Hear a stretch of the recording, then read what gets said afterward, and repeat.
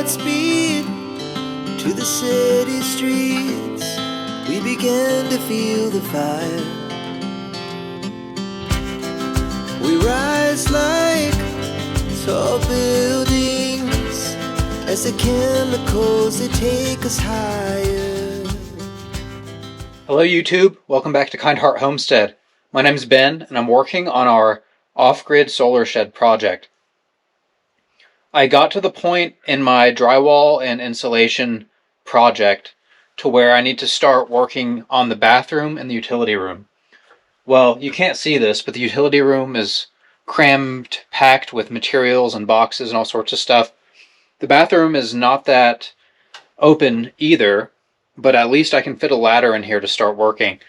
So if you recall from the walkthrough at the end of a previous video, I had started the bathroom drywall on this half of the building.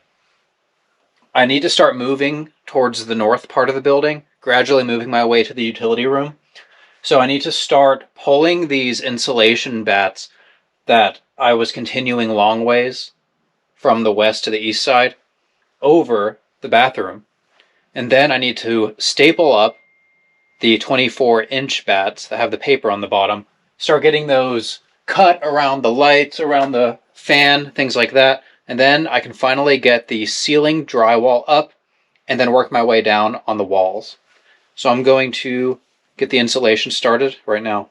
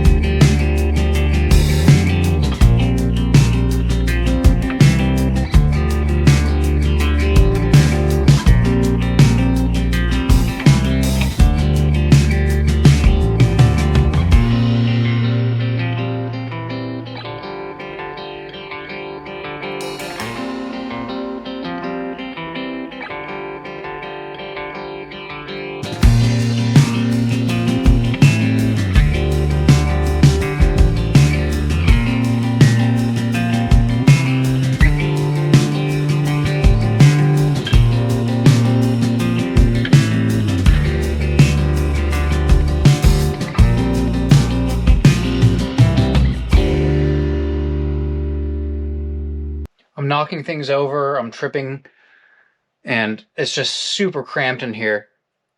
I'm doing my best to set up the camera to show you, but I'm pretty sure that I wasn't able to capture most of what I did in the bathroom so far. This is going to be the partition wall between the bathroom and the utility room. I can add studs later from the other side once I review the manual for the shower and find out where the structural loads need to be secured. But for now, I'm just going to put this 5-foot sheet across the full length of the bathroom. At this point, I'm down to the last few sheets of drywall that I need to install in the bathroom. These are all these green colored sheets, which are advertised as more mold resistant than usual drywall. I took my inspector's recommendation and installed these. But anyway, you can see how I'm continuing my trend to install boards horizontally in 2 rows, the top 4 feet and the bottom 4 feet. And that gives me about an inch of clearance on the bottom before it would touch the concrete. And that's a good idea because concrete tends to have moisture on it, and you don't want any sort of materials to wick the moisture from the concrete. And that's why people typically use pressure-treated wood when it comes in contact with the concrete. But you might be wondering why I'm not running full boards vertically.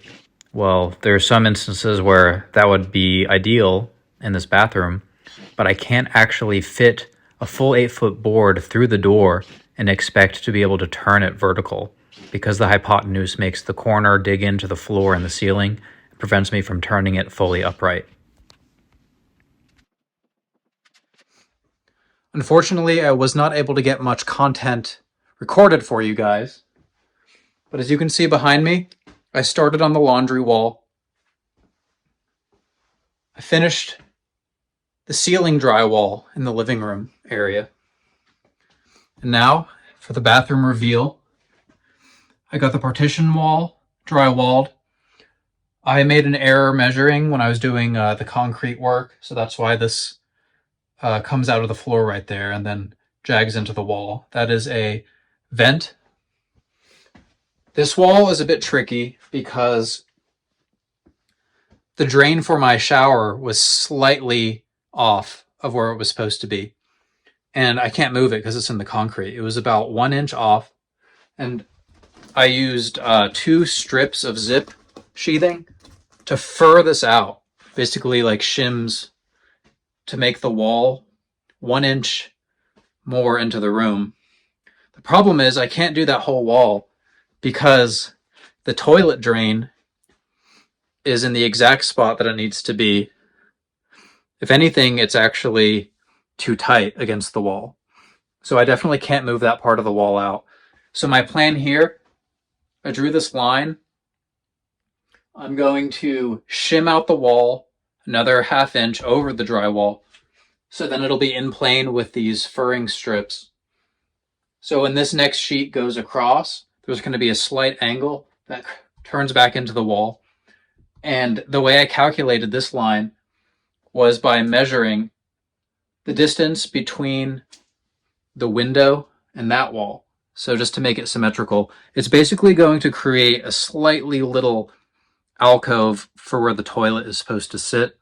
And it'll make it look almost intentional. So that's probably the best I can do. But also, I got the ceiling boards up. This rotary tool makes a huge mess, and I definitely need practice with it. But that's what this building's all about, is practicing, trying to get used to the tools, techniques for the house.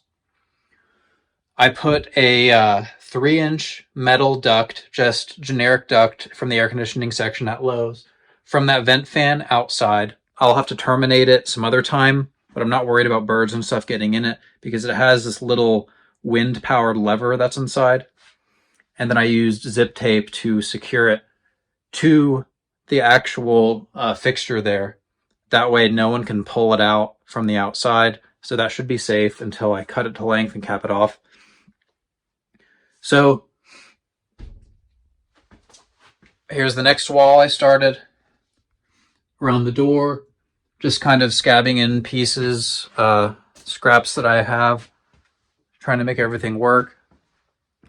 One thing that I don't know if I ever mentioned, let me show you from this side. All of my plumbing under the slab is 3-inch. The problem is a 3-inch PVC pipe goes inside of a PVC fitting. You know, the fittings are larger. And because my framing in this building is 2x4s, you can see down here this Y. It's actually bigger than the bottom plate. So by the time I add these nailing plates, it's pretty close to 4 inches. So on the other side of the wall, I have zip sheathing. Zip sheathing is 7/16, which is essentially 1/2 inch. So it's comparable to the thickness of drywall. So this side of the wall is 2 drywalls to account for that. And I had to do it that way because at the very bottom, the 3-inch PVC fittings encroached into the room. And if I had tried to put drywall over it, it probably would have broken. So that's my technique. Hopefully this door that I bought has enough adjustability to gain that extra 1/2 inch. It has to be, because there doesn't seem to be any listing of what thickness drywall is supposed to be used. If I had used 5/8 inch drywall, it probably would be the same thickness of what I'm anticipating here. So anyway, if you guys have any drywall tips that you think could help me, let me know. I still have to put up the insulation in the ceiling in the utility room.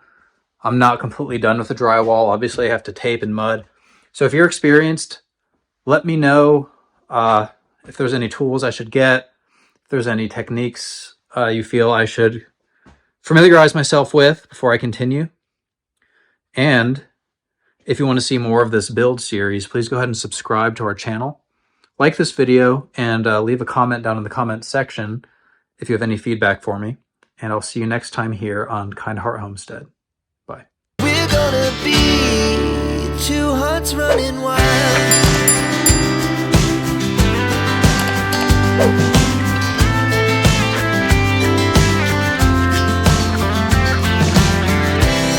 Now the morning is the afternoon. We lay awake in bed. The laughs so loud as the hours pass. We're gonna do